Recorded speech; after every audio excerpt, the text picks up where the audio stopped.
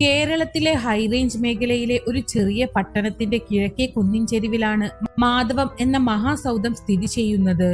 പച്ചപ്പട്ടണിഞ്ഞ തേയിലത്തോട്ടങ്ങൾക്കും മഞ്ഞുമൂടിയ മലനിരകൾക്കും നടുവിൽ ഏകാന്തമായി നിൽക്കുന്ന ആ എസ്റ്റേറ്റ് ബംഗ്ലാവ് ഒരു കൊട്ടാരം പോലെയാണ്. എന്നാൽ ആ കൊട്ടാരത്തിനുള്ളിൽ താമസിക്കുന്ന മാധവൻ നായർ എന്ന 60കാരന്റെ മനസ്സ് ഒരു ഇരുണ്ട ഗുഹ പോലെയായിരുന്നു. റിയൽ എസ്റ്റേറ്റ് രംഗത്തും പ്ലാന്റേഷൻ ബിസിനസ്സിലും അദ്ദേഹം നേടിയ വിജയങ്ങൾ അളവറ്റതാണ്. നഗരത്തിലും ഗ്രാമത്തിലും അദ്ദേഹത്തിന് ഏക്കർ കണക്കിന് ഭൂമിയുണ്ട്. ബാങ്ക് അക്കൗണ്ടുകളിൽ കോടികൾ കുമിഞ്ഞുകൂടുന്നു. പക്ഷെ ഇത്രയും സമ്പത്തുണ്ടായിട്ടും മാധവൻ നായരുടെ കണ്ണുകളിൽ സന്തോഷത്തിന്റെ ഒരു തിളക്കം പോലും കണ്ടിരുന്നില്ല. 15 വർഷങ്ങൾക്ക് മുമ്പ് നടന്നൊരു സംഭവമാണ് മാധവൻ നായർ എന്ന മനുഷ്യനെ ഇത്രയധികം മാറ്റിമറിച്ചത്. അന്ന് അദ്ദേഹം തന്റെ ഏറ്റവും അടുത്ത സുഹൃത്തിനെയും ബിസിനസ് പങ്കാളിയെയും കണ്ണടച്ച് വിശ്വസിച്ചിരുന്നു. സ്വന്തം സഹോദരനെ പോലെ സ്നേഹിച്ച ആ മനുഷ്യൻ മാധവൻ നായരുടെ ഒപ്പ് വ്യാജമായി നിർമ്മിച്ച് കോടിക്കണക്കിന് രൂപയുടെ സ്വത്തുക്കൾ തട്ടിയെടുത്തു. ആ ചതി അദ്ദേഹത്തിന്റെ ഹൃദയത്തെ തകർത്തു കളഞ്ഞു. അന്ന് നഷ്ടപ്പെട്ടത് വെറും പണമല്ലായിരുന്നു, മറിച്ച് മനുഷ്യത്വത്തിലുള്ള അദ്ദേഹത്തിന്റെ ആഴത്തിലുള്ള വിശ്വാസമായിരുന്നു. അന്നു മുതൽ മാധവൻ നായർ തന്റെ വീടിനും മനസ്സിനും ചുറ്റും ഉയരമുള്ള മതിലുകൾ പണിതു. ലോകത്ത് ആരെയും വിശ്വസിക്കരുത്, എല്ലാവർക്കും ഒരു വിലയുണ്ട്, ആ വില കൊടുത്തു വാങ്ങാൻ കഴിയാത്ത ആരും ഈ ഭൂമിയിലില്ല എന്ന കടുത്ത ബോധ്യം അദ്ദേഹത്തിന്റെ സിരകളിൽ പടർന്നു പിടിച്ചു. പണത്തിന് മുന്നിൽ മുട്ടുമടക്കാത്ത ഒരാൾ പോലും തന്റെ ജീവിതത്തിൽ കടന്നുവരില്ലെന്ന് അദ്ദേഹം ഉറച്ചു വിശ്വസിച്ചു. ഈ കടുത്ത അവിശ്വാസം കാരണം അദ്ദേഹം തന്റെ വീട്ടിൽ ജോലിക്ക് വരുന്ന ഓരോരുത്തരെയും ഒരു വിചിത്രമായ പരീക്ഷണത്തിന് വിധേയനാക്കുമായിരുന്നു. അതൊരു കെണിയായിരുന്നു, മനുഷ്യന്റെ ഉള്ളിലെ ആർത്തിയെ അളക്കാനുള്ള ഒരു മനഃശാസ്ത്രപരമായ തന്ത്രം. ബെഡ്റൂമിലെ പഴയ തേക്ക് മേശപ്പുറത്തോ അടുക്കളയിലെ മാർബിൾ കൗണ്ടറിലോ ആരും ശ്രദ്ധിക്കാതെ ഇട്ടതുപോലെ ലക്ഷക്കണക്കിന് രൂപ അദ്ദേഹം വെക്കും. എന്നിട്ട് വീടിന്റെ ഒരു കോണിൽ ഒളിഞ്ഞു നിന്ന് അവരുടെ ഓരോ ചലനവും നിരീക്ഷിക്കും. കഴിഞ്ഞ 1.5 പതിറ്റാണ്ടിനിടയിൽ ആരും ആ പരീക്ഷണത്തിൽ വിജയിച്ചിട്ടില്ല. ഡ്രൈവർമാർ മുതൽ പഠിപ്പുള്ള സെക്രട്ടറിമാർ വരെ ആ പണം കണ്ടാൽ എപ്പോഴെങ്കിലും അത് മോഷ്ടിക്കുമായിരുന്നു. ചിലർ അപ്പോൾ തന്നെ എടുത്തു, ചിലർ ആരും കാണില്ലെന്ന് ഉറപ്പാക്കാൻ ഏതാനും ദിവസങ്ങൾ കാത്തിരുന്നു. പക്ഷെ ഒടുവിൽ എല്ലാവരും ആ കെണിയിൽ വീണു. ഓരോ തവണയും പണം മോഷണം പോകുമ്പോൾ മാധവൻ നായർ വേദനിക്കാറില്ല, മറിച്ച് ഒരു തരം ക്രൂരമായ സംതൃപ്തിയാണ് അനുഭവിച്ചിരുന്നത്. കണ്ടോ, ഞാൻ പറഞ്ഞില്ലേ, ഇവനും അവന്റെ വില തെളിയിച്ചു എന്ന് അദ്ദേഹം പുച്ഛത്തോടെ പറയുമായിരുന്നു. മനുഷ്യർ സത്യസന്ധരല്ലെന്നും സാഹചര്യങ്ങൾ ഒത്തുവന്നാൽ ആരും കള്ളനാകുമെന്നും തെളിയിക്കാനായിരുന്നു അദ്ദേഹത്തിന്റെ ശ്രമം. ആ ഉറപ്പിലായിരുന്നു മാധവൻ നായരുടെ ലോകം നിലനിന്നിരുന്നത്. അങ്ങനെയിരിക്കെയാണ് പുതിയൊരു ശുചീകരണ തൊഴിലാളിയായ സുനിത അവിടെ എത്തുന്നത്. 33 വയസ്സുള്ള സുനിതയുടെ രൂപം തന്നെ അവളുടെ ജീവിതത്തിലെ കഠിനമായ പോരാട്ടങ്ങളുടെ കഥ പറയുന്നതായിരുന്നു. വെളുപ്പിന് പെയ്ത മഴയിൽ നനഞ്ഞ കുടയുമായി അവൾ ഗേറ്റ് കടന്നു വന്നപ്പോൾ മാധവൻ നായർ ഉമ്മറത്ത് നിൽക്കുന്നുണ്ടായിരുന്നു. നരച്ചതും എന്നാൽ വളരെ വൃത്തിയുള്ളതുമായ ഒരു പഴയ സാരിയായിരുന്നു അവളുടെ വേഷം. കയ്യിലൊരു വലിയ തുണിസഞ്ചിയിൽ ക്ലീനിംഗ് സാമഗ്രികൾ കരുതിയിട്ടുണ്ട്. അവളുടെ കാലിലെ പ്ലാസ്റ്റിക് ചെരുപ്പുകൾ തേഞ്ഞു തീരാറായിരുന്നു. ആ പഴയ ചെരുപ്പിനുള്ളിലെ സുഷിരങ്ങൾ മറയ്ക്കാൻ അവൾ അന്ന് രാവിലെ ഒരു ചെറിയ കഷ്ണം കാർഡ്ബോർഡ് മുറിച്ചു വെച്ചിരുന്നു. നടക്കുമ്പോൾ ആ കാർഡ്ബോർഡ് ഇളകുന്നുണ്ടെങ്കിലും അവൾ അത് കാര്യമാക്കാതെ ആത്മവിശ്വാസത്തോടെ നടന്നു. ദാരിദ്ര്യത്തിനിടയിലും അവളുടെ കണ്ണുകളിൽ ഒരു തരം തെളിച്ചവും നിശ്ചയദാർഢ്യവും ഉണ്ടായിരുന്നു. നീയാണോ ഏജൻസിയിൽ നിന്ന് പറഞ്ഞയച്ച സുനിത? മാധവൻ നായർ ഗൗരവത്തിൽ ചോദിച്ചു. അതെ സർ, എന്റെ പേര് സുനിത. ജോലി എപ്പോഴാണ് തുടങ്ങേണ്ടത്? അവൾ വിനയത്തോടെ എന്നാൽ അന്തസ്സോടെ മറുപടി നൽകി. മാധവൻ നായർ അവളെ ഒന്ന് അടിമുടി നോക്കി. അവൾക്ക് വീടിന്റെ മുക്കുമൂലകൾ കാണിച്ചു കൊടുത്തു. ഓരോ മുറിയും കാണിക്കുമ്പോൾ അദ്ദേഹം അവളുടെ മുഖഭാവം ശ്രദ്ധിക്കുന്നുണ്ടായിരുന്നു. ആ വലിയ കൊട്ടാരവും അവിടുത്തെ വിലപിടിപ്പുള്ള സാധനങ്ങളും കണ്ട് അവൾ അത്ഭുതപ്പെട്ടില്ല, മറിച്ച് എങ്ങനെ ആ മുറികൾ വൃത്തിയാക്കാമെന്ന രീതിയിലായിരുന്നു അവളുടെ നോട്ടം. ജനറൽ ക്ലീനിംഗ് ആഴ്ചയിൽ 3 ദിവസം മതി. മുകൾ നിലയിലെ എന്റെ കിടപ്പുമുറി വേണം ആദ്യം വൃത്തിയാക്കാൻ. അവിടെയുള്ള സാധനങ്ങളൊന്നും സ്ഥാനം മാറാൻ പാടില്ല, മാധവൻ നായർ കടുപ്പത്തിൽ പറഞ്ഞു. ശരി സർ, ഞാൻ ശ്രദ്ധിച്ചോളാം. നിങ്ങൾ ആവശ്യപ്പെട്ടതുപോലെ എല്ലാം വൃത്തിയാക്കി വെക്കാം, അവൾ പറഞ്ഞു. സുനിത മുകളിലേക്ക് കയറുന്നത് കണ്ട് മാധവൻ നായർ വേഗത്തിൽ തന്റെ ബെഡ്റൂമിലേക്ക് ചെന്നു. തന്റെ ഡ്രോയിൽ നിന്നും 1 ലക്ഷം രൂപയുടെ നോട്ടുകെട്ടുകൾ അദ്ദേഹം എടുത്തു. 100ന്റെയും 500ന്റെയും നോട്ടുകൾ അദ്ദേഹം മേശപ്പുറത്ത് അലക്ഷ്യമായി വിതറി. ഒരു അശ്രദ്ധനായ മനുഷ്യൻ പോക്കറ്റിലെ പണം പുറത്തിട്ട് മറന്നുപോയതുപോലെ തോന്നിപ്പിക്കും വിധമായിരുന്നു അത്. ഏതാനും നോട്ടുകൾ താഴെ തറയിലും വീണുകിടന്നു. എന്നിട്ട് അദ്ദേഹം വാതിലിനു പിന്നിലെ ഇടുങ്ങിയ നിഴലിൽ ഒളിഞ്ഞു നിന്നു. വാതിലിന്റെ വിടവിലൂടെ സുനിതയുടെ ഓരോ ചലനവും നിരീക്ഷിക്കാൻ അദ്ദേഹം ശ്വാസമടക്കി കാത്തുനിന്നു. ഏതാനും മിനിറ്റുകൾക്ക് ശേഷം സുനിത മുറിയിലേക്ക് കടന്നു വന്നു. മുറിയിലെ ആഡംബരങ്ങൾ കണ്ട് അവളൊന്ന് അമ്പരന്നു നിന്നു. തേക്ക് ഫ്രെയിമിട്ട പെയിന്റിങ്ങുകളും വലിയ ജനാലകളിലൂടെ അരിച്ചെത്തുന്ന പ്രഭാത വെളിച്ചവും ആ മുറിയെ അതിമനോഹരമാക്കിയിരുന്നു. അവൾ തന്റെ കയ്യിലുണ്ടായിരുന്ന ബക്കറ്റും ക്ലീനിങ് ലിക്വിഡും വാതിലിനടുത്ത് സാവധാനം വെച്ചു. എന്നിട്ട് കയ്യിലെ തുണി നിവർത്തി ജോലി തുടങ്ങാൻ ഒരുങ്ങി. അപ്പോഴാണ് മേശപ്പുറത്ത് ചിതറിക്കിടക്കുന്ന ആ വലിയ പണക്കൂമ്പാരം അവളുടെ കണ്ണിൽപ്പെട്ടത്. സുനിത അവിടെ തന്നെ സ്തംഭിച്ചു പോയി. അവളുടെ കണ്ണുകൾ ആ നോട്ടുകളിലൂടെ സാവധാനം ചലിച്ചു. മാധവൻ നായർ നിഴലിൽ നിന്ന് ആവേശത്തോടെയും ആകാംക്ഷയോടെയും നോക്കി. ഇതാ ഇപ്പോൾ അവൾ ചുറ്റും നോക്കും. ആരുമില്ലെന്നുറപ്പാക്കി ആ നോട്ടുകൾ തന്റെ സാരിക്കുള്ളിൽ ഒളിപ്പിക്കും. എല്ലാവരെയും പോലെ ഇവളും തോൽക്കാൻ പോവുകയാണ്. അദ്ദേഹം മനസ്സിൽ കണക്ക് കൂട്ടി. എന്നാൽ സംഭവിച്ചത് മറ്റൊന്നായിരുന്നു. സുനിത പണം കണ്ടതും പരിഭ്രമിച്ച് ചുറ്റും നോക്കിയില്ല. പകരം ആ പണത്തിനു മുന്നിൽ ഏതാനും നിമിഷം കണ്ണുകൾ അടച്ചു നിന്നു. ഏതാനും സെക്കൻഡുകൾക്ക് ശേഷം അവൾ സാവധാനം ആ നോട്ടുകൾ ഓരോന്നായി കയ്യിലെടുത്തു. അവളത് മോഷ്ടിക്കാനല്ല, മറിച്ച് വളരെ ശ്രദ്ധയോടെ അടുക്കാനാണ് തുടങ്ങിയത്. 100ന്റെയും 500ന്റെയും നോട്ടുകൾ വലിപ്പമനുസരിച്ച് അവൾ തരം തിരിച്ചു. ഓരോ നോട്ടിലെയും മടക്കുകൾ തന്റെ കൈവെള്ള കൊണ്ട് അമർത്തി നിവർത്തി അവൾ അത് വൃത്തിയായി ഒരു കെട്ടാക്കി മേശയുടെ കൃത്യം നടുവിൽ വെച്ചു. തറയിൽ വീണുകിടന്ന നോട്ടുകൾ പോലും കുനിഞ്ഞെടുത്ത് പൊടി തട്ടി അതിനോടൊപ്പം ചേർത്തു. പണം അടുക്കി കഴിഞ്ഞപ്പോൾ സുനിത ഒരു ചെറിയ ഡയറിയും പേനയും എടുത്തു. അതിൽ അവൾ വേഗത്തിൽ എന്തോ എഴുതി. ആ പേപ്പർ കീറി പണത്തിന് മുകളിൽ വെച്ച ശേഷം അവൾ ഒരു ഭാരവുമില്ലാതെ മുറി തൂത്തുവാരാൻ തുടങ്ങി. മാധവൻ നായർ അമ്പരന്നു പോയി. പണത്തിന് മേൽ കൈവെക്കാതെ, അതിനോട് യാതൊരു ആർത്തിയും കാണിക്കാതെ ജോലി ചെയ്യുന്ന ആദ്യത്തെ വ്യക്തിയാണ് അദ്ദേഹം കാണുന്നത്. അവൾ ഓരോ സാധനവും എടുത്തു മാറ്റുമ്പോൾ പണം വെച്ചിരിക്കുന്ന ഭാഗം തൊടാതെ വളരെ ശ്രദ്ധയോടെ ക്ലീൻ ചെയ്തു. അവളുടെ മുഖത്ത് ഒരു തരം ശാന്തി ഉണ്ടായിരുന്നു. അവൾ മുറി വൃത്തിയാക്കി കഴിഞ്ഞു പുറത്തു പോയപ്പോൾ മാധവൻ നായർ സാവധാനം പുറത്തു വന്നു.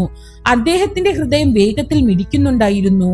മേശപ്പുറത്തെ ആ കടലാസ് കഷ്ണം അദ്ദേഹം വിറയ്ക്കുന്ന കൈകളോടെ എടുത്തു. അതിൽ സുന്ദരമായ കൈപ്പടിയിൽ ഇങ്ങനെ എഴുതിയിരുന്നു: ബെഡ്റൂമിലെ മേശപ്പുറത്ത് ചിതറിക്കിടക്കുന്ന 1,00,000 രൂപ എണ്ണിക്കൊണ്ട് കൃത്യമായി അടുക്കി വെച്ചിട്ടുണ്ട്. എണ്ണി നോക്കുമല്ലോ. ഒപ്പ് സുനിത. മാധവൻ നായർ ആ കത്ത് പലവട്ടം വായിച്ചു. അദ്ദേഹത്തിന് അത് വിശ്വസിക്കാനായില്ല. ലോകം മുഴുവൻ പണത്തിന് പിന്നാലെ പായുമ്പോൾ തന്റെ മുന്നിലെ ദാരിദ്ര്യം മറച്ചുവെക്കാൻ പാടുപെടുന്ന എങ്ങനെയാണ് ഇത്രയും വലിയൊരു തുക കണ്ടിട്ട് ചഞ്ചലപ്പെടാതിരുന്നത്? അവളുടെ കാലിലെ ആ പഴയ ചെരുപ്പ് പോലും അദ്ദേഹത്തിന് ഇപ്പോൾ ഒരു വലിയ പാഠമായി തോന്നി. എങ്കിലും അദ്ദേഹത്തിന്റെ വർഷങ്ങളായുള്ള അവിശ്വാസം അത്ര പെട്ടെന്ന് ഇല്ലാതായില്ല. അത് അവളുടെ തന്ത്രമാണോ? ഞാൻ വാതിലിന് പിന്നിലുണ്ടെന്ന് അവൾ അറിഞ്ഞിട്ടുണ്ടാകുമോ? അതോ ലോകത്തിനു മുന്നിൽ നല്ലവളായി അഭിനയിക്കുകയാണോ? അദ്ദേഹത്തിന്റെ മനസ്സ് വീണ്ടും സംശയത്തിന്റെ നിഴലിലായി. 10-15 വർഷത്തെ കടുത്ത നിരാശകൾ അത്ര എളുപ്പത്തിൽ മാഞ്ഞു പോകുന്ന ഒന്നല്ലായിരുന്നു. എങ്കിലും സുനിത എന്ന സ്ത്രീ അദ്ദേഹത്തിന്റെ ചിന്തകളെ അന്ന് രാത്രിയിൽ ആകെ കീഴ്മേൽ മറിച്ചു. മാധവൻ നായർ ഒരു കാര്യം തീരുമാനിച്ചു. തന്റെ പരീക്ഷണം ഇവിടെ അവസാനിക്കുന്നില്ല. അവൾക്ക് മുന്നിൽ ഇനിയും വലിയ കെണികൾ ഒരുക്കും. ആർക്കും തോൽപ്പിക്കാൻ കഴിയാത്ത തന്റെ സിദ്ധാന്തം ഇവൾ എപ്പോഴാണ് തെറ്റിക്കുന്നതെന്ന് തനിക്ക് കാണണം. പക്ഷേ തന്റെ പരീക്ഷണത്തെക്കാൾ വലിയൊരു ജീവിത സത്യം സുനിതയിൽ ഒളിഞ്ഞിരിപ്പുണ്ടെന്നും അവളുടെ ഓരോ ചുവടിലും ഒരു വലിയ വേദനയുടെ കഥയുണ്ടെന്നും അദ്ദേഹം അറിഞ്ഞിരുന്നില്ല. മാധവൻ നായരുടെ കടുത്ത അവിശ്വാസവും സുനിതയുടെ നിശബ്ദമായ സത്യസന്ധതയും തമ്മിലുള്ള അതിശക്തമായ പോരാട്ടത്തിന്റെ തുടക്കം മാത്രമായിരുന്നു ആ പ്രഭാതം. വരാനിരിക്കുന്ന ദിവസങ്ങളിൽ അത് മാധവൻ നായരുടെ ജീവിതത്തെ തന്നെ മാറ്റിമറിക്കാൻ പോവുകയായിരുന്നു. മാധവൻ നായരുടെ മാധവം എന്ന വലിയ എസ്റ്റേറ്റ് ബംഗ്ലാവിലെ ആദ്യ ദിവസത്തെ ജോലി കഴിഞ്ഞ് സുനിത മടങ്ങിയെങ്കിലും അവൾ അവശേഷിപ്പിച്ചു പോയ ആ ചെറിയ കുറിപ്പ് മാധവൻ നായരുടെ ഉറക്കം കെടുത്തിക്കളഞ്ഞു. രാത്രിയുടെ നിശബ്ദതയിൽ തന്റെ വിശാലമായ കിടപ്പുമുറിയിലെ ജനാലയ്ക്കൽ നിന്ന് പുറത്തെ മൂടൽമഞ്ഞിലേക്ക് നോക്കി നിൽക്കുമ്പോൾ അദ്ദേഹത്തിന്റെ ചിന്തകൾ ആ 1,00,000 രൂപയിലായിരുന്നില്ല, മറിച്ച് അത് തൊടാതെ അടുക്കി വെച്ച ആ സ്ത്രീയിലായിരുന്നു. ഇത്രയും ദാരിദ്ര്യം അനുഭവിക്കുന്ന ഒരാൾക്ക് എങ്ങനെയാണ് ഇത്രയും വലിയൊരു തുക കണ്ടിട്ടും മനസ്സ് മാറാത്തത്? അദ്ദേഹം സ്വയം ചോദിച്ചു. പക്ഷേ വർഷങ്ങളായി താൻ വളർത്തിയെടുത്ത അവിശ്വാസം തന്റെ കാതുകളിൽ മന്ത്രിച്ചു. ഇതൊരു തുടക്കം മാത്രമാണ് മാധവൻ നായർ. അവൾ നിന്റെ വിശ്വാസം നേടിയെടുക്കാൻ കളിക്കുന്ന ഒരു വലിയ നാടകമാണിത്. പണത്തെക്കാൾ വലിയ മറ്റെന്തോ അവൾ ലക്ഷ്യം വെക്കുന്നുണ്ട്. അടുത്ത ദിവസം സുനിത എത്തിയപ്പോൾ മാധവൻ നായർ അവളെ കൂടുതൽ സൂക്ഷ്മമായി നിരീക്ഷിക്കാൻ തുടങ്ങി. അവൾ പതിവ് പോലെ തന്റെ പഴയ സൈക്കിളിൽ ഗേറ്റ് കടന്നു വന്നു. ആ പഴയ പുള്ളിസാരിയും തുന്നിച്ചേർത്ത പ്ലാസ്റ്റിക് ചെരുപ്പും മാറിയിട്ടില്ല. മുഖത്ത് അതേ ശാന്തത, അതേ ഗൗരവം. അവൾ ഉമ്മറത്ത് ചെരിപ്പഴിച്ചു വെച്ച് അകത്തേക്ക് കയറി. മാധവൻ നായർ സോഫയിലിരുന്ന് പത്രം വായിക്കുന്നതായി നടിച്ചു. സുനിത വിനയത്തോടെ അദ്ദേഹത്തെ ഒന്ന് നോക്കി തലയാട്ടി അടുക്കളയിലേക്ക് നടന്നു. അവളുടെ ഓരോ ചലനത്തിലും ഒരു തരം തന്മയത്വം ഉണ്ടായിരുന്നു. ജോലി ചെയ്യാൻ വന്നവൾ എന്ന നിലയിലുള്ള കൃത്യനിഷ്ഠതയും അന്തസ്സും അവൾ കാത്തു സൂക്ഷിച്ചു. രണ്ടാമത്തെ പരീക്ഷണത്തിനായി മാധവൻ നായർ തിരഞ്ഞെടുത്തത് അടുക്കളയായിരുന്നു. തലേ ദിവസം രാത്രി തന്നെ അദ്ദേഹം 80,000 രൂപയുടെ നോട്ടുകൾ ഒരു കവറിലാക്കി സിങ്കിനടുത്തുള്ള കൗണ്ടറിൽ പാത്രം കഴുകുന്ന സോപ്പിനും സ്പോഞ്ചിനും ഇടയിലായി വെച്ചിരുന്നു. ആരെങ്കിലും അവിടെ വൃത്തിയാക്കാൻ നോക്കിയാൽ ആ കവർ കയ്യിൽ തടയുമെന്ന് ഉറപ്പാണ്. കണ്ണിൽ നേരിട്ട് കാണുന്ന പണമല്ലേ അവൾ വേണ്ടെന്ന് വെച്ചത്. എന്നാൽ ആരും കാണാതെ ഒളിപ്പിച്ചു വെച്ച ഒരിടത്തു നിന്ന് പണം കിട്ടിയാൽ അവൾ എന്തു ചെയ്യും? അതൊരു ഭാഗ്യമായി കരുതി അവൾ കൈക്കലാക്കില്ലേ? ഇതായിരുന്നു മാധവൻ നായരുടെ ചിന്ത.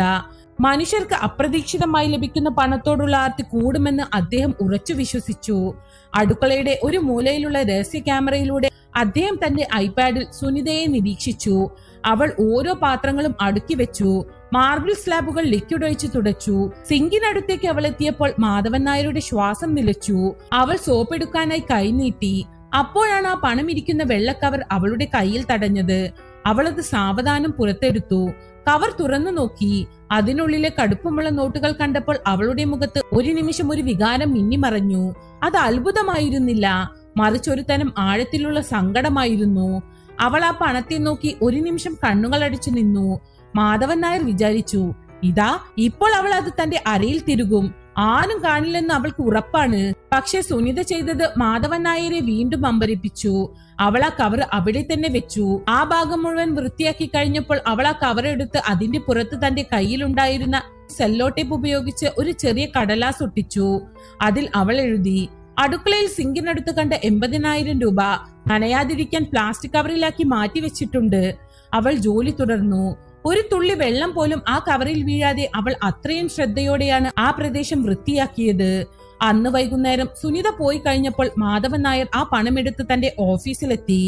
അദ്ദേഹത്തിന്റെ ഉള്ളിൽ ഒരു വല്ലാത്ത അസ്വസ്ഥത പടർന്നു. തോൽപ്പിക്കാൻ ശ്രമിക്കും തോറും വിജയിച്ചു കൊണ്ടിരിക്കുന്ന ഈ സ്ത്രീ ആരാണ്? അദ്ദേഹം സുനിതയുടെ അപേക്ഷാ ഫോം വീണ്ടും എടുത്തു നോക്കി. അതിൽ അവളുടെ പശ്ചാത്തലത്തെ കുറിച്ച് അധികമൊന്നും ഉണ്ടായിരുന്നില്ല. നഗരത്തിന് പുറത്തുള്ള ഒരു ലേബർ കോളനിയിലായിരുന്നു താമസം. ഭർത്താവിനെ കുറിച്ച് വിവരമില്ല. പക്ഷെ ഒരു കാര്യം അദ്ദേഹം ശ്രദ്ധിച്ചു. സുനിതയുടെ ജോലി സമയം ചൊവ്വ വ്യാഴം ദിവസങ്ങളിൽ വൈകുന്നേരം 5 മണി വരെയാണ് അവളുടെ സമയം നിശ്ചയിച്ചിരുന്നത്.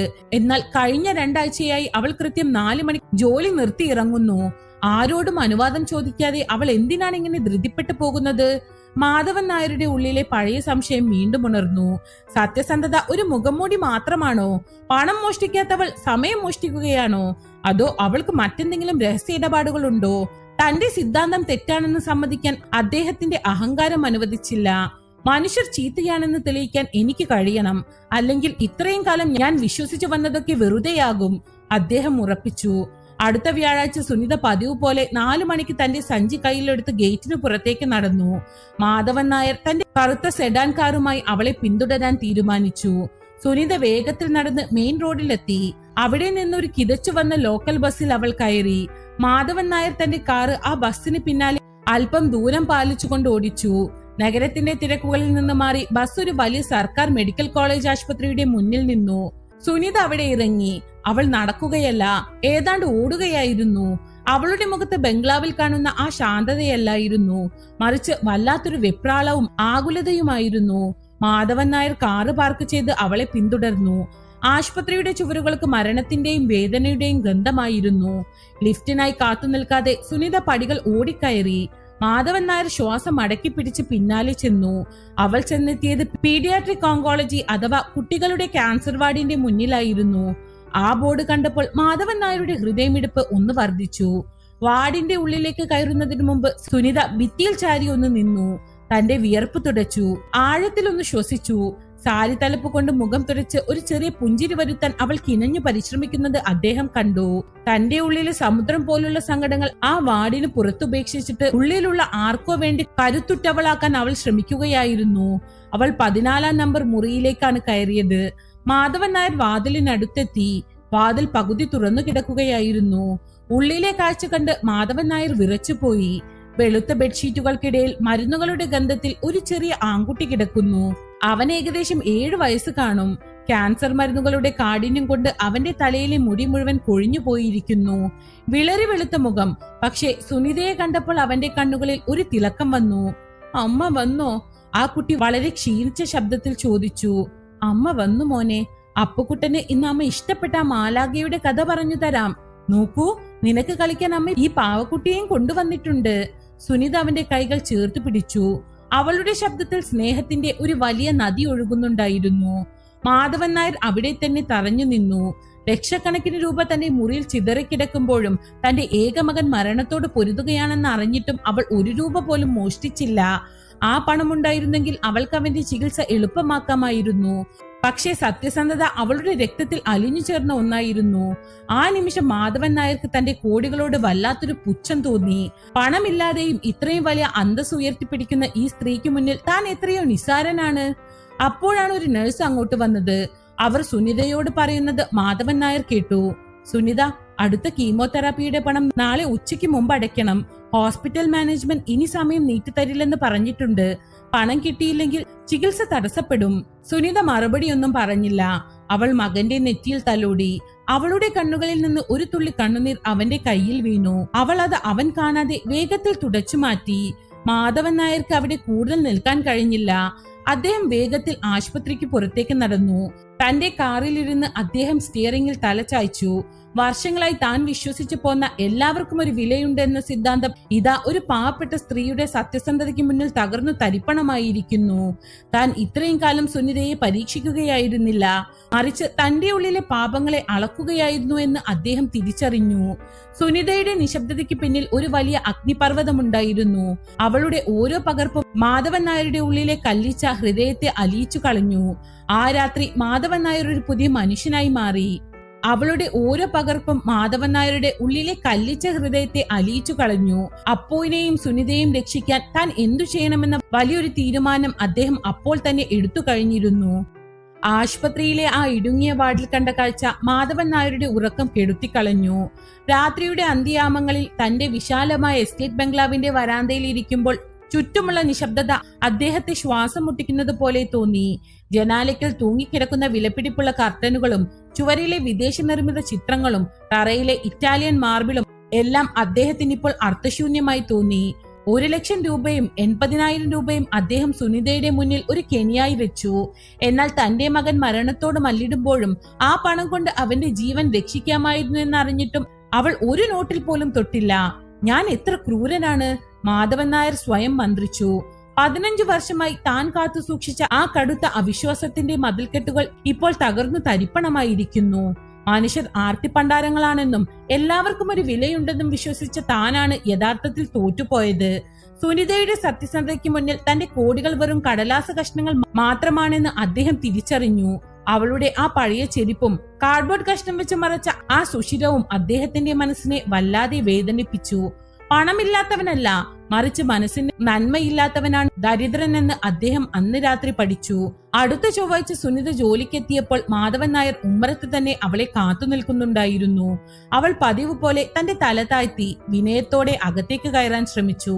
എന്നാൽ മാധവൻ നായർ അവളെ തടഞ്ഞു. സുനിത, ഒന്ന് നിൽക്കൂ, എനിക്ക് നിന്നോട് കുറച്ച് സംസാരിക്കാനുണ്ട്.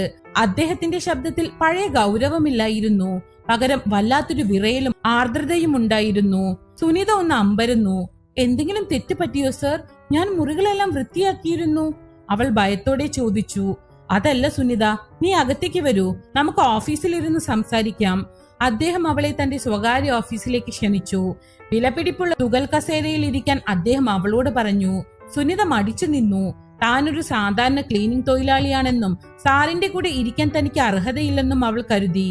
ഇരിക്കു സുനിത, ഇതെന്റെ അഭ്യർത്ഥനയാണ്, മാധവൻ നായർ വീണ്ടും പറഞ്ഞു. അവൾ സാവധാനം കസേരയുടെ അറ്റത്തിരുന്നു. മാധവൻ നായർ അല്പനേരം നിശബ്ദനായിരുന്നു. എവിടെ തുടങ്ങണമെന്ന് അദ്ദേഹത്തിന് അറിയില്ലായിരുന്നു. ഒടുവിൽ അദ്ദേഹം തന്റെ ഡ്രോയിൽ നിന്നും സുനിത എഴുതിയ ആ 2 കുറിപ്പുകൾ പുറത്തെടുത്തു. സുനിത, ഈ പണമൊക്കെ ഞാൻ മനഃപൂർവ്വം അവിടെ വെച്ചതാണ്. അതൊരു പരീക്ഷണമായിരുന്നു. നിന്നെ പോലെ ഇവിടെ ജോലിക്ക് വന്ന എല്ലാവരെയും ഞാൻ ഇങ്ങനെ പരീക്ഷിക്കാറുണ്ട്. അവരൊക്കെ ആ പണം മോഷ്ടിച്ചു. പക്ഷെ നീ... അദ്ദേഹം നിർത്തി. സുനിതയുടെ കണ്ണുകളിൽ അത്ഭുതം വിരിഞ്ഞു. പരീക്ഷണമോ? എന്തിനു വേണ്ടി സർ? മനുഷ്യരിലുള്ള വിശ്വാസം എനിക്ക് നഷ്ടപ്പെട്ടിരുന്നു സുനിത. എല്ലാവരും കള്ളന്മാരാണെന്ന് തെളിയിക്കാൻ ഞാൻ ആഗ്രഹിച്ചു. പക്ഷെ നീ എന്റെ കണ്ണുകൾ തുറപ്പിച്ചു. നിന്റെ മകൻ അപ്പു, അവൻ ആശുപത്രിയിൽ കിടക്കുകയാണെന്നും അവന്റെ ചികിത്സയ്ക്ക് പണമില്ലെന്നും അറിഞ്ഞിട്ടും നീ എന്തിനാണ് ആ പണം എടുക്കാതിരുന്നത്? അതെടുത്താൽ ആരും അറിയില്ലായിരുന്നു. നിനക്ക് നിന്റെ മകനെ രക്ഷിക്കാമായിരുന്നു. മാധവൻ നായർ ആശുപത്രിയിൽ വന്ന കാര്യം അറിഞ്ഞപ്പോൾ സുനിത സ്തംഭിച്ചു പോയി. അവളുടെ കണ്ണുകളിൽ നിന്ന് കണ്ണുനീർ ധാരധാരയായി ഒഴുകി. അവൾ സാരിത്തലപ്പ് കൊണ്ട് മുഖം മറച്ചു. അല്പനേരത്തെ നിശബ്ദതയ്ക്ക് ശേഷം അവൾ പറഞ്ഞു, സർ, എന്റെ ഭർത്താവ് മരിക്കുമ്പോൾ എനിക്ക് തന്ന ഒരേ ഒരു ഉപദേശം ഇതായിരുന്നു. നമ്മൾ ദരിദ്രരായിരിക്കാം, പക്ഷെ നമ്മുടെ അന്തസ്സ് ആർക്കും വിൽക്കരുത്. അപ്പുവിന് അസുഖമാണ് എന്നത് സത്യമാണ്. അവനെ ചികിത്സിക്കാൻ എന്റെ കയ്യിൽ പണമില്ല എന്നതും സത്യമാണ്. പക്ഷെ സാറിന്റെ പണം മോഷ്ടിച്ചിട്ട് കിട്ടുന്ന ആ ജീവൻ എന്റെ മോന് വേണ്ട എന്ന് എനിക്ക് ഉറപ്പാണ്. മോഷണപ്പണം കൊണ്ട് വാങ്ങുന്ന മരുന്ന് അവനെ സുഖപ്പെടുത്തില്ല സർ. ഞാൻ കഷ്ടപ്പെട്ട് അധ്വാനിച്ചുണ്ടാക്കുന്ന ആ ഒരു രൂപയ്ക്ക് ലക്ഷങ്ങളെക്കാൾ മൂല്യമുണ്ടെന്ന് ഞാൻ വിശ്വസിക്കുന്നു. എനിക്ക് എന്റെ മകന്റെ മുഖത്ത് നോക്കി ചിരിക്കണം സർ. അവനെ നോക്കി കള്ളം പറയുന്ന ഒരു അമ്മയാകാൻ എനിക്ക് കഴിയില്ല. സുനിതയുടെ വാക്കുകൾ മാധവൻ നായരുടെ ഉള്ളിൽ തറച്ചു. ഇത്രയും വലിയൊരു ദർശനം ആ പാവപ്പെട്ട സ്ത്രീയിൽ നിന്നും അദ്ദേഹം പ്രതീക്ഷിച്ചിരുന്നില്ല. താൻ ഇത്രയും കാലം സമ്പാദിച്ച അറിവുകളെക്കാൾ വലുതാണ് സുനിതയുടെ ലളിതമായ സത്യമെന്ന് അദ്ദേഹം മനസ്സിലാക്കി. എന്നോട് ക്ഷമിക്കണം സുനിത. മാധവൻ നായർ എഴുന്നേറ്റ് അവളുടെ മുന്നിൽ കൈകൂപ്പി നിന്നു. നിന്നെ പോലെ ഒരു മാലാഖയെ പരീക്ഷിക്കാൻ തുനിഞ്ഞ ഞാനൊരു പാപിയാണ്. നിന്റെ സത്യസന്ധതയ്ക്ക് മുന്നിൽ തോറ്റുപോയ ഈ മാധവൻ നായർക്ക് ഒരു അവസരം കൂടി നൽകണം. അപ്പു എന്റെയും മകനാണ്. അവന്റെ ചികിത്സയുടെ ഉത്തരവാദിത്തം ഇനി എനിക്കാണ്. സുനിത ഞെട്ടിപ്പോയി. വേണ്ട സർ, എനിക്ക് ആരോടും ദയവ് ചോദിച്ച് ശീലമില്ല. ഞാൻ പണിയെടുത്ത് പണം കണ്ടെത്താം. ഇത് ദയവല്ല സുനിത, ഇതെന്റെ കടമയാണ്. നീ എനിക്ക് നൽകിയ ആ വലിയ പാഠത്തിനുള്ള ഗുരുദക്ഷിണയായി ഇതിനെ കണ്ടാൽ മതി. ഇത്രയും കാലം ഞാൻ പടുത്തുയർത്തിയ ഈ സാമ്രാജ്യത്തെക്കാൾ വിലയുണ്ട് നിന്റെ ആ ഒരു കുറിപ്പിന്. അപ്പുവിനെ നമുക്ക് രക്ഷിക്കണം. അവനെ ഏറ്റവും നല്ല ആശുപത്രിയിലേക്ക് മാറ്റണം. വിദേശത്ത് നിന്നുള്ള ഡോക്ടർമാരെ കൊണ്ടുവരണം. പണത്തെക്കുറിച്ച് നീ ഇനി ആകുലപ്പെടേണ്ട. മാധവൻ നായർ അപ്പോൾ തന്നെ തന്റെ സെക്രട്ടറിയെ വിളിച്ചു. അപ്പുവിനെ നഗരത്തിലെ ഏറ്റവും മികച്ച സൂപ്പർ സ്പെഷ്യാലിറ്റി ആശുപത്രിയിലേക്ക് മാറ്റാൻ നിർദ്ദേശിച്ചു. ചികിത്സയ്ക്കായി എത്ര കോടി വേണമെങ്കിലും ചിലവാക്കാൻ അദ്ദേഹം തയ്യാറായിരുന്നു. സുനിതയുടെ കണ്ണുകളിൽ ഇപ്പോൾ നന്ദിയുണ്ടായിരുന്നു. പക്ഷെ അതിനേക്കാൾ ഉപരി അവൾക്ക് തന്റെ സത്യസന്ധതയിൽ അഭിമാനം തോന്നി. അന്ന് വൈകുന്നേരം മാധവൻ നായർ സുനിതയ്ക്കൊപ്പം ആശുപത്രിയിലേക്ക് പോയി. അപ്പുവിനെ കണ്ടപ്പോൾ അദ്ദേഹത്തിന്റെ ഉള്ളിൽ വാത്സല്യം നിറഞ്ഞു. തനിക്ക് കുട്ടികളില്ലാത്തതിന്റെ കുറവ് അപ്പു നികത്തുമെന്ന് അദ്ദേഹം കരുതി. അപ്പുവിന്റെ കട്ടിലിനടുത്തിരുന്ന അദ്ദേഹം അവന്റെ തലയിൽ തലോടി. മോനെ അപ്പു, നിനക്ക് പെട്ടെന്ന് സുഖമാകും. മുത്തശ്ശൻ നിനക്ക് ഒരുപാട് കളിപ്പാട്ടങ്ങൾ വാങ്ങിത്തരാം, അദ്ദേഹം വികാരധീരനായി പറഞ്ഞു. അപ്പു ആ വിളി കേട്ട് കണ്ണു തുറന്നു. അവൻ മാധവൻ നായരുടെ വിരലുകളിൽ പിടിച്ചു. ആ സ്പർശനം മാധവൻ നായരുടെ ഉള്ളിലെ എല്ലാ മുറിവുകളെയും ഉണക്കുന്നത് പോലെ തോന്നി. 15 വർഷമായി അദ്ദേഹം അനുഭവിച്ച ആ ഒറ്റപ്പെടലും കയ്പും അലിഞ്ഞുപോയി. പുറത്ത് മഴ പെയ്യുന്നുണ്ടായിരുന്നു. പക്ഷെ മാധവൻ നായരുടെ ഉള്ളിൽ പ്രകാശം നിറഞ്ഞു നിൽക്കുകയായിരുന്നു. പണം കൊണ്ട് സന്തോഷം വാങ്ങാൻ കഴിയില്ലെന്ന് അദ്ദേഹം പണ്ട് കേട്ടിട്ടുണ്ട്. പക്ഷെ പണം കൊണ്ട് ഒരാളുടെ ജീവൻ രക്ഷിക്കുന്നതിലും വലിയ സന്തോഷം വേറെയില്ലെന്ന് അദ്ദേഹം ഇന്ന് നേരിട്ട് അനുഭവിച്ചു. സുനിത എന്ന ലളിതമായ സ്ത്രീ 1 ലക്ഷം രൂപ വേണ്ടെന്ന് വെച്ചതിലൂടെ മാധവൻ നായർക്ക് തിരിച്ചു കിട്ടിയത് അദ്ദേഹത്തിന്റെ നഷ്ടപ്പെട്ടു പോയ മനുഷ്യത്വമായിരുന്നു. ആ രാത്രിയിൽ മാധവൻ ബംഗ്ലാവിലെ വിളക്കുകൾ അണഞ്ഞില്ല. അപ്പുവിന്റെ ചികിത്സയ്ക്കുള്ള കാര്യങ്ങൾ തയ്യാറാക്കുന്ന തിരക്കിലായിരുന്നു മാധവൻ നായർ. ചതിയുടെയും അവിശ്വാസത്തിന്റെയും കഥകൾ അവസാനിക്കുകയും സ്നേഹത്തിന്റെയും സത്യസന്ധതയുടെയും പുതിയൊരു അധ്യായം തുടങ്ങുകയും ചെയ്തിരിക്കുന്നു. നഗരത്തിലെ ഏറ്റവും ആധുനികമായ സൂപ്പർ സ്പെഷ്യാലിറ്റി ആശുപത്രിയുടെ ICUവിന് മുന്നിലെ നീലൻ വരാന്തയിൽ മാധവൻ നായർ തനിച്ചിരിക്കുകയായിരുന്നു. അവിടെ മുഴങ്ങിക്കേൾക്കുന്ന യന്ത്രങ്ങളുടെ നേർത്ത ശബ്ദവും മരുന്നുകളുടെ തീക്ഷ്ണമായ ഗന്ധവും അദ്ദേഹത്തെ അസ്വസ്ഥനാക്കിയില്ല. മറിച്ച് തന്റെ ജീവിതത്തിൽ ആദ്യമായി പണത്തേക്കാൾ വിലയുള്ള ഒന്നിനു വേണ്ടിയുള്ള കാത്തിരിപ്പിലായിരുന്നു അദ്ദേഹം. 80കളിൽ താൻ പടുത്തുയർത്തിയ സാമ്രാജ്യത്തെക്കാളും കൈവശമുള്ള ഏക്കർ കണക്കിന് ഭൂമിയേക്കാളും ആ ചെറിയ ആൺകുട്ടിയുടെ ഓരോ ശ്വാസത്തിനും ഇപ്പോൾ മൂല്യമുണ്ടെന്ന് അദ്ദേഹം തിരിച്ചറിഞ്ഞു. മാധവൻ നായർ എന്ന കടുത്ത ബിസിനസ്സുകാരൻ ആ ഇടനാഴിയിൽ വെറുമൊരു സാധാരണ മനുഷ്യനായി മാറി. അപ്പുവിനെ സർക്കാർ ആശുപത്രിയിൽ നിന്നും ഇവിടേക്ക് മാറ്റിയത് മാധവൻ നായരുടെ കടുത്ത നിർബന്ധപ്രകാരമായിരുന്നു. ആംബുലൻസിൽ സൈറൻ മുഴക്കി അപ്പുവിനെ കൊണ്ടുവന്നപ്പോൾ സുനിതയുടെ കണ്ണുകളിൽ ഒരു വല്ലാത്ത പരിഭ്രമമുണ്ടായിരുന്നു. വലിയ യന്ത്രങ്ങളും കണ്ണഞ്ചിപ്പിക്കുന്ന വെളിച്ചവും ധൃതിയിലോടുന്ന ഡോക്ടർമാരും അവളെ ഭയപ്പെടുത്തി. തന്റെ ജീവിതത്തിൽ ഇതുവരെ കണ്ടിട്ടില്ലാത്ത ഈ ആഡംബര ലോകത്ത് അവൾ ഒരു നിഴൽ പോലെ ഒതുങ്ങിക്കൂടി. പക്ഷെ മാധവൻ നായർ അവളുടെ അരികിലെത്തി. വിറയ്ക്കുന്ന ആ കൈകൾ ചേർത്ത് പിടിച്ച് അദ്ദേഹം പറഞ്ഞു, സുനിത, പേടിക്കണ്ട. അപ്പു എന്റെയും മകനാണ്. അവനെ ഞാൻ മരണത്തിന്റെ കൈകളിൽ നിന്ന് തിരിച്ചു കൊണ്ടുവരും. നീ തളരരുത്. ആ വാക്കുകളിൽ സുനിതയ്ക്ക് ലഭിച്ചത് ഒരു വലിയ മലയുടെ തണലായിരുന്നു. തന്റെ ജീവിതത്തിൽ ആദ്യമായിട്ടാണ് ഒരാൾ ഇത്രയധികം ആത്മാർത്ഥമായി തണലായി നിൽക്കുന്നത് അവൾ അനുഭവിച്ചത്. ഡോക്ടർമാർ അപ്പുവിനെ വിദഗ്ധ പരിശോധനയ്ക്ക് വിധേയനാക്കി. ചികിത്സ വൈകിയതിനാൽ അസുഖം അല്പം സങ്കീർണമായിരുന്നു. അടിയന്തരമായി വിദേശത്തു നിന്നുള്ള മരുന്നുകളും പ്രത്യേക കീമോതെറാപ്പിയും ആവശ്യമാണെന്ന് അവർ അറിയിച്ചു. എന്ത് വേണമെങ്കിലും ചെയ്തോളൂ ഡോക്ടർ, പണം ഒരു തടസ്സമാകരുത്. ലോകത്തെ ഏറ്റവും മികച്ച ചികിത്സ തന്നെ അവന് നൽകണം. എന്റെ മുഴുവൻ സ്വത്തുക്കളും വിറ്റിട്ടാണെങ്കിലും അവനെ എനിക്ക് തിരിച്ചു വേണം. മാധവൻ നായർ ഉറപ്പിച്ചു പറഞ്ഞു. തന്റെ ബിസിനസ് കാര്യങ്ങളെല്ലാം അദ്ദേഹം അനിശ്ചിതകാലത്തേക്ക് മാറ്റിവെച്ചു. ബംഗ്ലാവിലെ ആഡംബരങ്ങൾ വിട്ട് അദ്ദേഹം ആശുപത്രിയിലെ ഒരു ചെറിയ മുറിയിലേക്ക് താമസം മാറി. ഫയലുകൾക്ക് പകരം അപ്പുവിന്റെ മെഡിക്കൽ റിപ്പോർട്ടുകൾ അദ്ദേഹത്തിന്റെ കയ്യിൽ നിറഞ്ഞു. സെക്യൂരിറ്റി ഗാർഡുകൾക്കും നഴ്സുമാർക്കും അദ്ദേഹം ഇപ്പോൾ ബഹുമാനപ്പെട്ട ഒരു ബിസിനസ്സുകാരൻ മാത്രമായിരുന്നില്ല, മറിച്ച് സ്നേഹനിധിയായ ഒരു മുത്തച്ഛൻ കൂടിയായിരുന്നു. ഈ മാറ്റങ്ങൾ മാധവൻ നായരുടെ പഴയ ശത്രുക്കളെയും സുഹൃത്തുക്കളെയും ഒരുപോലെ അത്ഭുതപ്പെടുത്തി. പണത്തിന് പിന്നാലെ മാത്രം പാഞ്ഞിരുന്ന, മനുഷ്യരെ വെറുത്തിരുന്ന മാധവൻ നായർ എങ്ങനെയാണ് ഒരു സാധാരണ ശുചീകരണ തൊഴിലാളിയുടെ മകന് വേണ്ടി ഇത്രയധികം സമയം ചെലവാക്കുന്നത് എന്ന് അവർ പരസ്പരം ചോദിച്ചു. പക്ഷെ മാധവൻ നായർ ഇതൊന്നും ശ്രദ്ധിച്ചതേയില്ല. അദ്ദേഹം തന്റെ പഴയ സംശയരോഗങ്ങൾ ഓരോന്നായി ഉപേക്ഷിച്ചു. ആളുകളെ പരീക്ഷിക്കുന്ന ആ പഴയ ശീലം ഇപ്പോൾ അദ്ദേഹത്തിലില്ല. പകരം ഓരോരുത്തരുടെയും ഉള്ളിലെ നന്മയെ കാണാൻ അദ്ദേഹം ശ്രമിച്ചു. സുനിതയുടെ സത്യസന്ധത അദ്ദേഹത്തിന്റെ ഉള്ളിലെ കടുത്ത വിഷത്തെ കഴുകി കളഞ്ഞിരുന്നു. താൻ ഇത്രയും കാലം കെട്ടിപ്പൊക്കിയ മതിലുകൾ സ്നേഹത്തിന് മുന്നിൽ എത്ര ചെറുതാണെന്ന് അദ്ദേഹം ഓരോ നിമിഷവും തിരിച്ചറിഞ്ഞു. ഒരിക്കൽ ഐസിയുവിന് പുറത്ത് തളർന്നിരിക്കുമ്പോൾ സുനിത മാധവൻ നായരുടെ അരികിലെത്തി. അവൾ ഒരു സ്റ്റീൽ ഗ്ലാസിൽ ആവി പറക്കുന്ന ചായയുമായിട്ടാണ് വന്നത്. സർ, രാവിലെ മുതൽ ഒന്നും കഴിച്ചിട്ടില്ലല്ലോ, ഈ ചായയെങ്കിലും കുടിക്കൂ. ശരീരം തളർന്നാൽ അപ്പുവിനെ ആര് നോക്കും? അവൾ വിനയത്തോടെ പറഞ്ഞു. മാധവൻ നായർ ആ ചായ വാങ്ങി. സുനിത, നീ ഇപ്പോഴും എന്നെ സാറെന്ന് തന്നെയാണോ വിളിക്കുന്നത്? ഞാൻ നിന്നെ ഒരു ജ്യേഷ്ഠനെ പോലെയോ അല്ലെങ്കിൽ അപ്പുവിന്റെ മുത്തച്ഛനെ പോലെയാണെന്ന് കരുതിക്കൂടെ? നമുക്കിടയിൽ ഈ മുതലാളി തൊഴിലാളി ബന്ധമില്ല സുനിത. സുനിതയുടെ കണ്ണുകൾ നിറഞ്ഞു. എനിക്കറിയില്ല സർ, എന്റെ ജീവിതത്തിൽ സ്നേഹം തന്നവരൊക്കെ എന്നെ പാതി വഴിയിൽ ഇട്ടുപോയിട്ടുണ്ട്. എന്റെ ഭർത്താവ് മരിച്ചപ്പോൾ ഞാൻ ആ കോളനിയിൽ ഒറ്റയ്ക്കായിരുന്നു. സഹായം വാഗ്ദാനം ചെയ്തവരൊക്കെ എന്നെ ശാരീരികമായും മാനസികമായും തകർക്കാനാണ് നോക്കിയത്.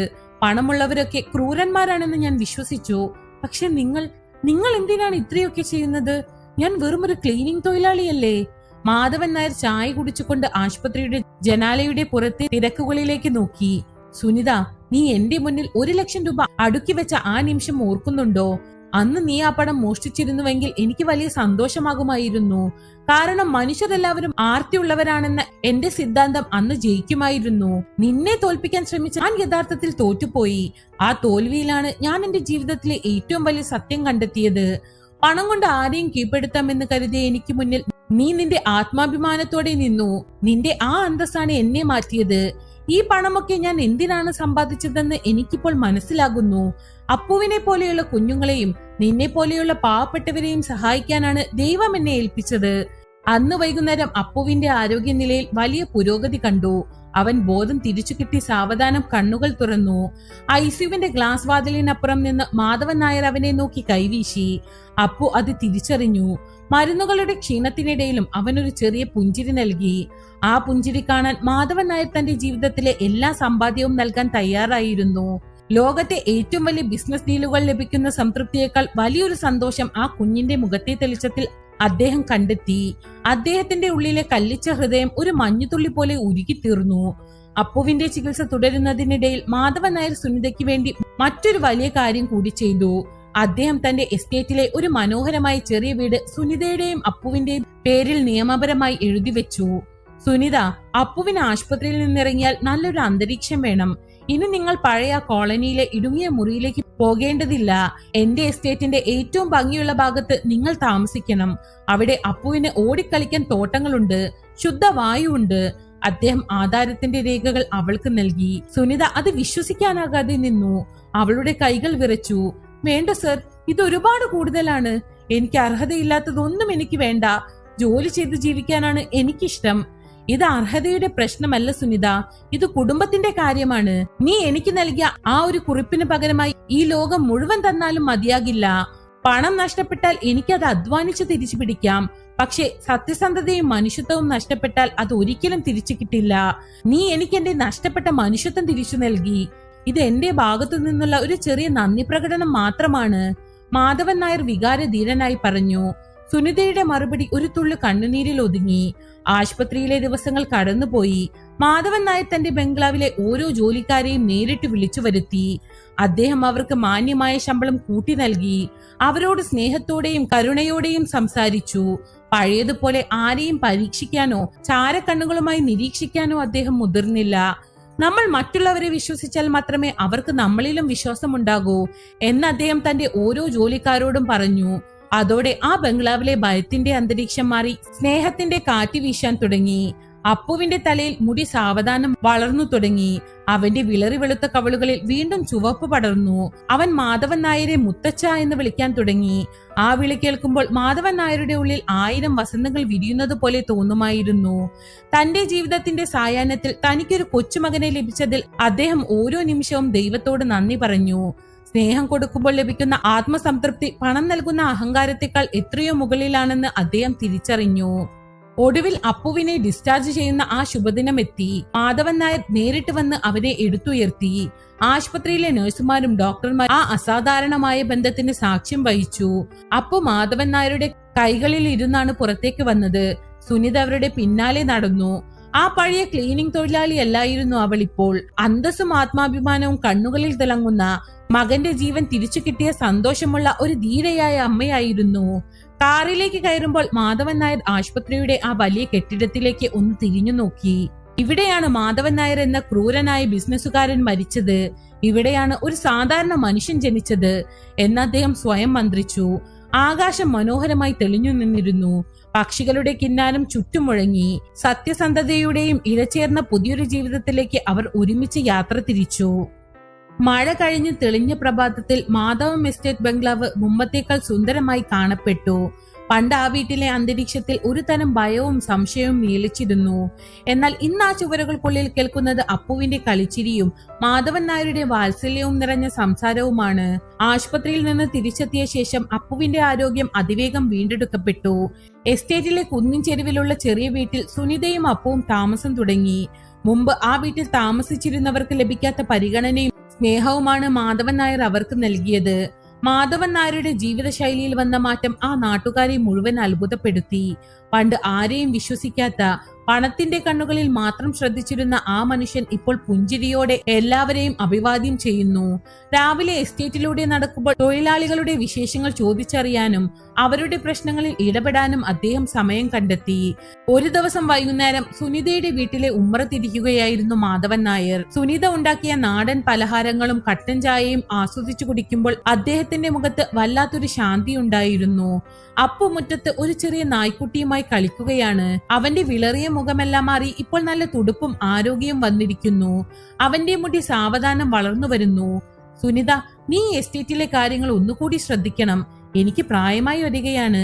എനിക്ക് ശേഷം ഈ മണ്ണും ഇവിടുത്തെ മനുഷ്യരും അനാഥരാകരുത്, മാധവൻ നായർ സാവധാനം പറഞ്ഞു. സുനിത ചായക്കപ്പുമായി അമ്പരന്നു നിന്നു. സർ, ഇതെന്തൊക്കെയാണ് ഈ പറയുന്നത്? ഞാൻ വെറും ഒരു ക്ലീനിംഗ് തൊഴിലാളിയായി ഇവിടെ വന്നവളല്ലേ. എനിക്ക് ഇത്രയും വലിയ ഉത്തരവാദിത്തങ്ങൾ എങ്ങനെ വഹിക്കാൻ കഴിയും? മാധവൻ നായർ ചിരിച്ചു. നീ ഒരു സാധാരണ തൊഴിലാളിയല്ല സുനിത. നീ എന്റെ കണ്ണു തുറപ്പിച്ച ഗുരുവാണ്. 1,00,000 രൂപ മുന്നിൽ കണ്ടിട്ടും മനസ്സ് മാറാത്ത നിന്റെ ആ സത്യസന്ധതയാണ് ഈ എസ്റ്റേറ്റിന് വേണ്ടത്.